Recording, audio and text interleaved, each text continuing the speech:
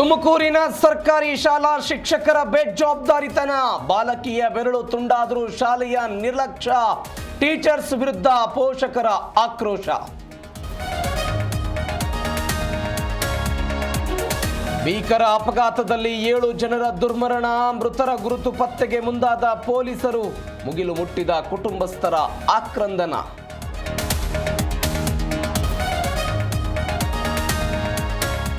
ಭೈರತಿ ಬಸವರಾಜ್ ಬಂಧನದ ಹಿನ್ನೆಲೆ ಕೆಲವೇ ಕ್ಷಣಗಳಲ್ಲಿ ಕೋರ್ಟ್ಗೆ ಹಾಜರು.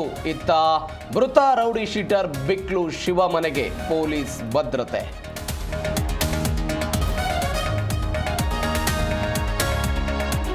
ತುಮಕೂರಲ್ಲಿ ಮಗಳಿಂದ ಹೆತ್ತ ತಾಯಿ ಹತ್ಯೆ ಪ್ರಕರಣ, ಆಸ್ತಿ ಹಣಕ್ಕಾಗಿ ಕೊಲೆ ಮಾಡಿ ಜ್ಯೋತಿಷಿ ಕತೆ ಕಟ್ಟಿದ್ಲ ಪೃಥ್ವಿ, ಅಂತ್ಯಕ್ರಿಯೆ ವೇಳೆ ಕೊಲೆ ರಹಸ್ಯ ಬಯಲು. ವೈಷಮ್ಯಕ್ಕೆ ಬೆಳೆದು ನಿಂತಿದ್ದ ಬಾಳೆ ಬೆಳೆ ನಾಶ, ರಾತ್ರಿ 1000ಕ್ಕೂ ಹೆಚ್ಚು ಬಾಳೆಗಿಡ ಕತ್ತರಿಸಿ ಕೃತ್ಯ. ಗೌರಿಬಿದನೂರು ತಾಲೂಕಿನ ಬಳಗೆರೆ ಗ್ರಾಮದಲ್ಲಿ ಘಟನೆ.